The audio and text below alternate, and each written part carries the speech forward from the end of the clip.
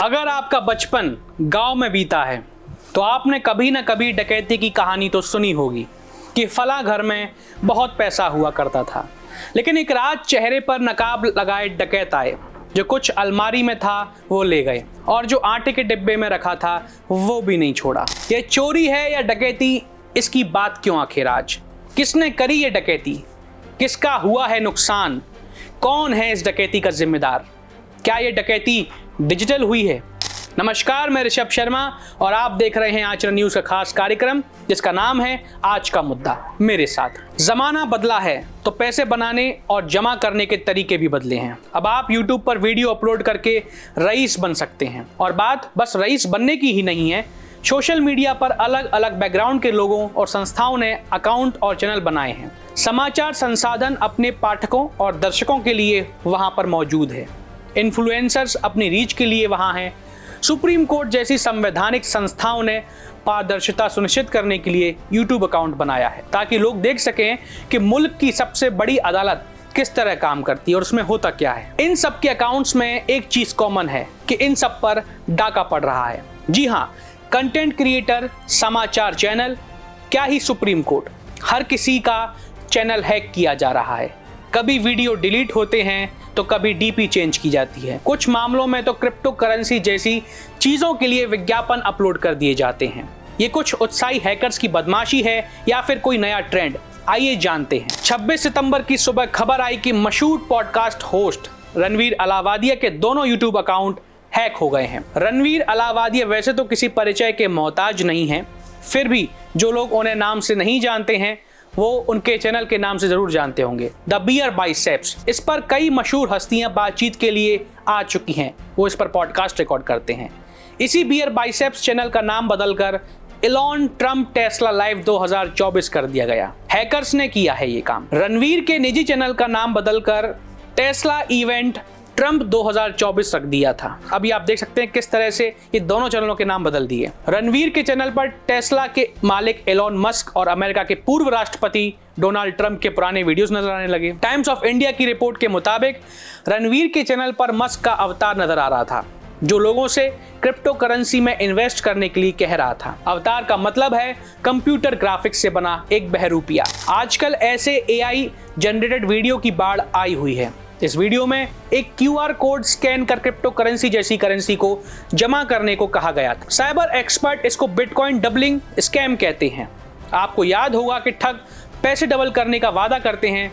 Bitcoin doubling scam ठीक यही चीज है, लेकिन क्रिप्टो करेंसी की दुनिया में इसको इस नाम से बुलाया जाता है। तो आप नाम से समझ गए होंगे कि ये एक स्कैम है, यानी ठगी का एक तरीका।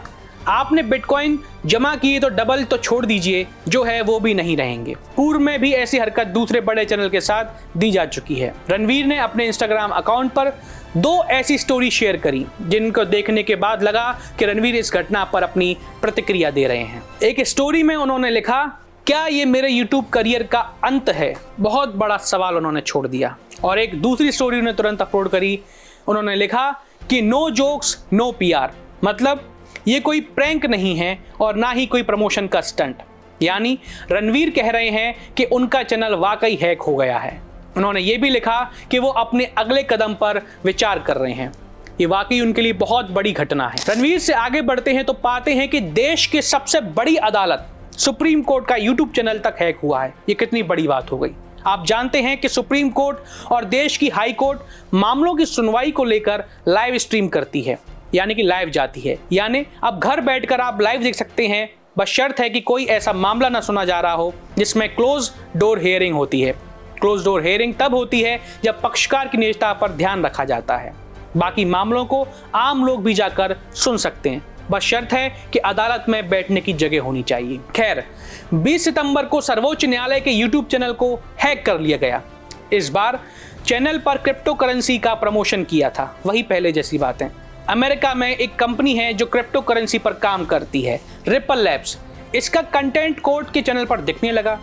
चैनल में पूर्व में भी हुई सुनवाई के वीडियो भी प्राइवेट स्टोरी कर दिए गए। जैसे ही ये बात पकड़ में आई, सर्वोच्च न्यायालय की तरफ से एक बयान जारी कर दिया गया कि अदालत का चैनल डाउन किया जा रहा है। अदालत की YouTube सेवाओं को जल्द बहाल किया जाएगा। इस मामले को नेशनल इन्फॉर्मेटिक्स सेंटर NIC देख रहा है। भारत सरकार की संस्था है ये, जो सुप्रीम कोर्ट की ऑनलाइन सेवाओं पर काम करती है। तीसरा उदाहरण हम एक समाचार संस्था का देंगे जो कि बहुत ही फेमस डिजिटल चैनल है। 21 फरवरी 2024 को यूट्यूब चैनल उनका हैक हुआ था और इसके हजारों वीडियोस प्राइवेट कर दिए गए। उनकी DP और उनका नाम भी बदल दिया गया। ये 3 बड़े उदाहरण बताते हैं कि एक पैटर्न है जिसमें मशहूर और बड़े चैनल को हैक किया जा रहा है। 2023 में एलोन मस्क और डोनाल्ड ट्रंप के यूट्यूब चैनल को भी हैक कर लिया गया था। तब भी उन पर क्रिप्टो करेंसी से रिलेटेड ही कंटेंट डाला गया था। मतलब कहीं ना कहीं घूम फिर कर ही क्रिप्टो करेंसी के ही ऐड डाले जा रहे हैं। बड़े यूट्यूब चैनल के बाद नंबर आता है बड़े ट्विटर हैंडल का, यानी बड़े ट्विटर के जो अकाउंट्स हैं। बीते दिनों हैकिंग कहें या साइबर अटैक, उनका दौर चल रहा है। तमाम अकाउंट्स को हैक किया गया है। उनसे एक ही तरह का पोस्ट किया गया था जिसमें लिखा मिलता है, this is hack account introducing hacked on Solana. Hack के पहले डॉलर का साइन भी लगा हुआ था। सोलाना एक ब्लॉकचेन कंटेंट वेबसाइट है जो क्रिप्टो करेंसी जनरेट करती है। डिजिटल मीडिया में इसकी बहुत हवा बना दी गई है। कई जगह इसके नाम पता चले हैं। इससे क्रिप्टो बाजार प्रभावित भी हुआ। उस करेंसी का लेन देन हुआ और कुछ समय बाद इसकी हवाबाजी का बुलबुला फूट पड़ा। लोगों के पैसे डूबे ही होंगे, ये तो आम सी बात है, पर डूबते भी रहे। इससे अटैकर्स को कोई फर्क नहीं पड़ता है। अब यहाँ चिंता वाली बात क्या है जो आम यूजर्स को प्रभावित करती है, वो जाननी बहुत जरूरी है। और वो क्या है जानते हैं। बहुत ही आसान तरीके से इसको समझिएगा कि मनी कंट्रोल, पीपल मैगजीन, गाना समेत कई देशों के सरकारी संस्थाओं के अकाउंट्स भी हैक हुए थे। लेकिन हैकर के पास ना तो ईमेल आईडी का एक्सेस था, ना मोबाइल नंबर से आने वाले OTP का। तो फिर वो इन सब के बाद भी किसी के अकाउंट को हैक कैसे कर सकता है? इससे बचने का क्या सही सबसे और आसान तरीका है? अपने अकाउंट्स के पासवर्ड को आप स्पेशल और अच्छा और यूनिक बनाइए, जिससे कोई उसे गैस ना कर सके और फिर उसके बाद वो हैक नहीं होगा। थोड़ा टफ पासवर्ड बनाइए। क्या है रणवीर का कहना? अब जानते हैं रणवीर अलाहाबादिया ने इस घटना के बाद अपनी बयान पे क्या कहा। इस मामले में रणवीर ने अपने इंस्टाग्राम पर अकाउंट पर पोस्ट किया था कि उन्होंने स्टोरी पोस्ट करते हुए सवाल किया गया कि क्या ये उनके यूट्यूब करियर का अंत है।